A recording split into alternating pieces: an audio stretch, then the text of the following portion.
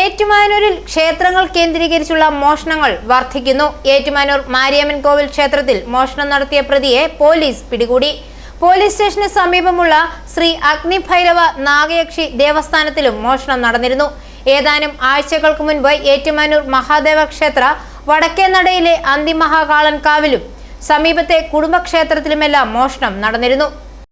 കൂടാതെ വടക്കേനട ഭാഗത്ത് നിർമ്മാണത്തിലിരുന്ന പല വീടുകളിൽ നിന്നും ചെമ്പ് കമ്പി, വയറിംഗ് സാമഗ്രികൾ തുടങ്ങിയവയും മോഷണം നടന്നിരുന്നു. ഏറ്റുമാനൂർ കേന്ദ്രീകരിച്ചാണ് മോഷണ ശ്രമം നടക്കുന്നത്. മാരിയമ്മൻ കോവിലിൽ ഞായറാഴ്ച പുലർച്ചെയാണ് മോഷണം നടന്നത്. മോഷ്ടാവിന്റെ CCTV ദൃശ്യം ലഭിച്ചിരുന്നു. തിങ്കളാഴ്ച മോഷ്ടാവ് ഏറ്റുമാനൂരിലൂടെ നടന്നു പോകുന്നത് ശ്രദ്ധയിൽപ്പെട്ട ക്ഷേത്രം ഭാരവാഹികൾ വിവരം പോലീസിൽ അറിയിക്കുകയായിരുന്നു.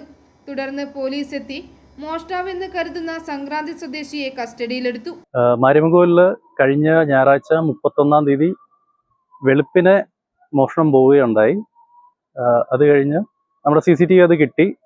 1-ാം തീയതി നമ്മൾ പോലീസിന് കംപ്ലൈൻറ്റ് കൊടുത്തിരുന്നു. ഇന്ന് യാദൃശ്ചികമായി അയാളെ വഴി വെച്ച് കാണുകയുണ്ടായി. അന്നേരം തന്നെ പോലീസ് സ്റ്റേഷനിൽ പറഞ്ഞു.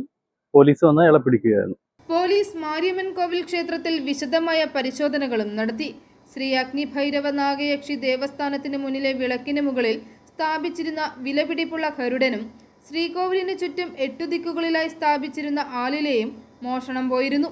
കാണിക്ക വെഞ്ച് കുത്തിത്തുറക്കുവാൻ മോഷ്ടാവ് ശ്രമിച്ചിരുന്നു. 24-ാം തീയതി പൊതുയോഗത്തിൽ കൂടാൻ വേണ്ടി ഞങ്ങൾ വന്നപ്പോഴാണ് ഈ ഗരുഡ ഇങ്ങനെ മോഷണം നടന്ന വിവരം അറിയുന്നത്. ആദ്യം ഞങ്ങൾ ആ അമ്പലത്തിൽ ചുറ്റിക്കുന്ന ആലിന്റെ ഇല പോയെന്ന് വിചാരിച്ചത്. പിന്നീടാണ് മനസ്സിലാക്കിയത് ഗരുഡന്റെ വളരെ വില കൂടിയ സംഗതിയായത്. അപ്പൊ അത് പോയി നഷ്ടപ്പെട്ട് മനസ്സിലാക്കി. പോലീസ് സ്റ്റേഷൻ ഞങ്ങൾ പരാതി കൊടുത്തിട്ടുണ്ടെങ്കിലും അതിനെക്കുറിച്ച് പിന്നെ ഞങ്ങൾ പുറകെ കള്ളനെ പിടിക്കട്ടെന്നാണ് പറഞ്ഞിട്ടുള്ളത്. പിന്നെ കാണിക്ക വഞ്ഞ് മോഷണം പോയി. എത്രയും പെട്ടെന്ന് ഞങ്ങൾക്ക് കിട്ടുകയാണെങ്കിൽ ഞങ്ങളുടെ ഒരു ഭക്തിയുടെ ഒരു കാര്യമാണിത്. വളരെ വിലപ്പെട്ടതായതുകൊണ്ടേ അത് ഞങ്ങൾ രണ്ടാമത് ഇമ്മീഡിയറ്റ് ആയിട്ട് സ്ഥാപിച്ചിട്ടുണ്ട്.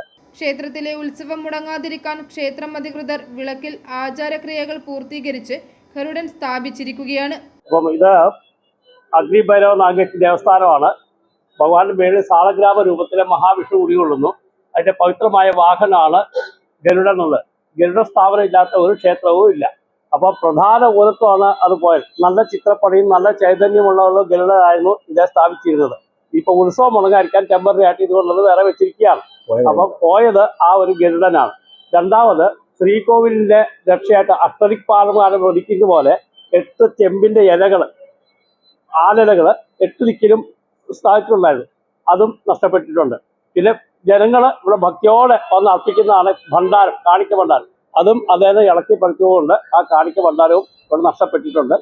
അത് വളരെ ഉയരത്വമാണ്. അത് ക്ഷേത്ര ശുദ്ധിക്കുമൊക്കെ വേണം. അപ്പം നമ്മൾ ചോരശാന്തിയും കാര്യങ്ങളൊക്കെ ചെയ്തിട്ടാണ് ഇപ്പോൾ മുന്നോട്ട് ഈ ഉത്സവം കൊണ്ടുപോകുന്നത്. മോഷണം സംബന്ധിച്ച് ക്ഷേത്ര ഭാരവാഹികൾ പോലീസിൽ പരാതി നൽകിയിരുന്നു. ഏറ്റുമാനൂരിൽ മോഷണ പരമ്പര തുടരുമ്പോഴാണ് മാരിയമ്മൻ കോവിലിൽ മോഷണം നടത്തിയ പ്രതി പിടിയിലായത്. മറ്റ് ക്ഷേത്രങ്ങളിൽ മോഷണം നടത്തിയ മോഷ്ടാവ് ഇയാൾ തന്നെയാണോ എന്ന സംശയവും നിലനിൽക്കുകയാണ്. i4 news, Ettumanoor.